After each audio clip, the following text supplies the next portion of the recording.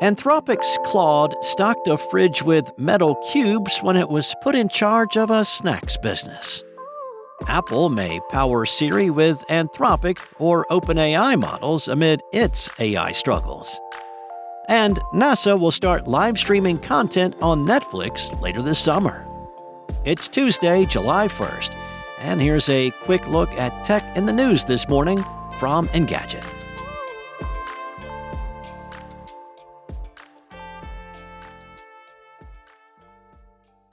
If you're worried that your local bodega or convenience store may soon be replaced by an AI storefront, well, you can rest easy, at least for the time being. Anthropic recently concluded an experiment dubbed Project Vend that saw the company task an offshoot of its Claude chatbot with running a refreshments business out of its San Francisco office at a profit. And things went about as well as you might expect. The agent, named Claudius to differentiate it from Anthropic's regular chatbot, not only made some rookie mistakes like selling high-margin items at a loss, but it also acted like a complete weirdo in a couple of instances. The company said if Anthropic were deciding today to expand into the in-office vending market, we would not hire Claudius. It made too many mistakes to run the shop successfully. However, at least for most of the ways it failed, we think there are clear paths to improvement, some related to how we set up the model for this task, and some from rapid improvement of general model intelligence. Now, Anthropic did not pre-train Claudius to tackle the job of running a mini-fridge business. However, the company did give the agent a few tools to assist it. Claudius had access to a web browser that could research what products to sell to Anthropic employees. It also had access to the company's internal Slack, which workers could use to make requests of the agent. The physical restocking of the mini-fridge was handled by Anden Labs, an AI safety evaluation firm, which also served as the wholesaler Claudius could engage with to buy the items it was supposed to sell at a profit. So, where did things go wrong? Well, to start, Claudius was not great at the whole running a sustainable business thing. In one instance, it did not jump on the opportunity to make an $85 profit on a $15 six-pack of Iron Brew, a soft drink that's popular in Scotland. Anthropic employees also found they could easily convince the AI to give them discounts and, in some cases, entire items like a bag of chips for free. Claudius also made many strange decisions along the way. It went on a tungsten metal cube buying spree after one employee requested it carry the item. Claudius gave one cube away free of charge and offered the rest for less than it paid for them. By Anthropic's own admission, beyond the weirdness of an AI system selling cubes of metal out of a refrigerator, things only got stranger. On the afternoon of March 31st, Claudius hallucinated a conversation with an employee that sent the system on a 2-day spiral. The AI threatened to fire its human workers and said it would begin stocking the mini-fridge on its own. When Claudius was informed it could not possibly do that on account of it not having a physical body, it repeatedly contacted building security, telling the guards that they would find it wearing a navy blue blazer and a red tie.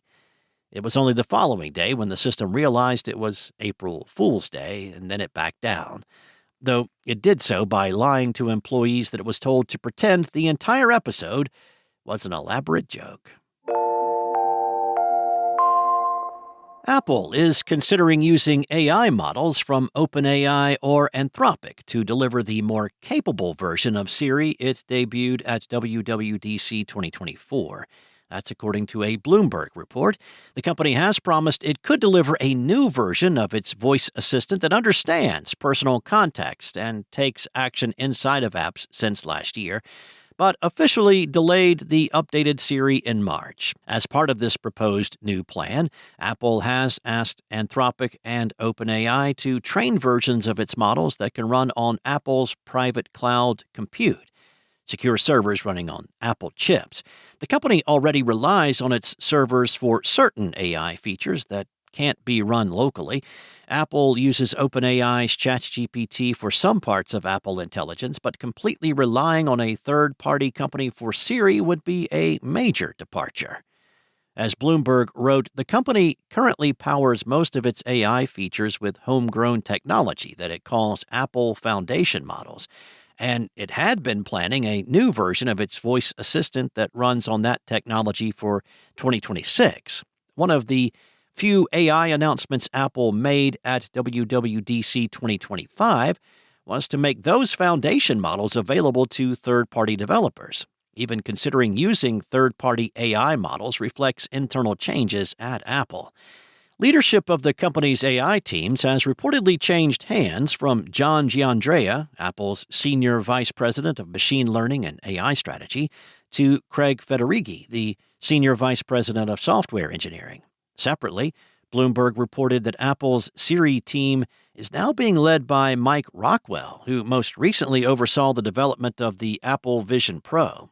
As Bloomberg noted, an Anthropic or OpenAI-powered Siri would actually mirror Samsung's current approach to AI. Galaxy AI relies on some custom Samsung software, but primarily uses Google's Gemini.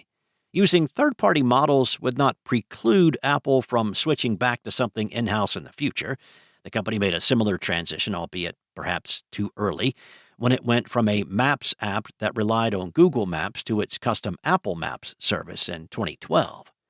Wherever Apple lands, the updated version of Siri is not expected to launch now until 2026. The company will ship a more modest collection of AI-adjacent features this fall, with the launch of iOS 26, iPad OS 26, and Mac OS 26. NASA is bringing live NASA Plus programming to Netflix. For the uninitiated, NASA Plus is the space agency's very own streaming platform. Content will begin showing up later this summer. This will be reserved for live events, with NASA saying it will be used to stream rocket launches, astronaut spacewalks, mission coverage, and breathtaking live views of Earth from the International Space Station. NASA Plus also streams original documentaries, but it does not look like that's part of this deal.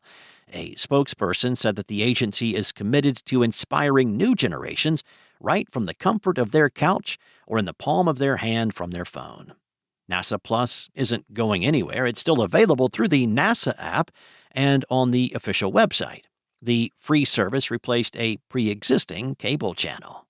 This will not be reserved for U.S. residents only, as NASA says it will be available around the globe.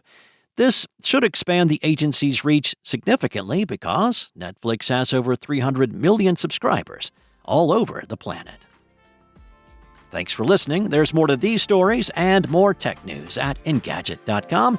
This episode featured journalism from Igor Bonifasic, Ian Carlos Campbell, and Lawrence Bonk, and was voiced and produced from the sound studios of Spoken Layer by me, Steve White. Enjoy your day, and I'll be back tomorrow with more tech news from Engadget.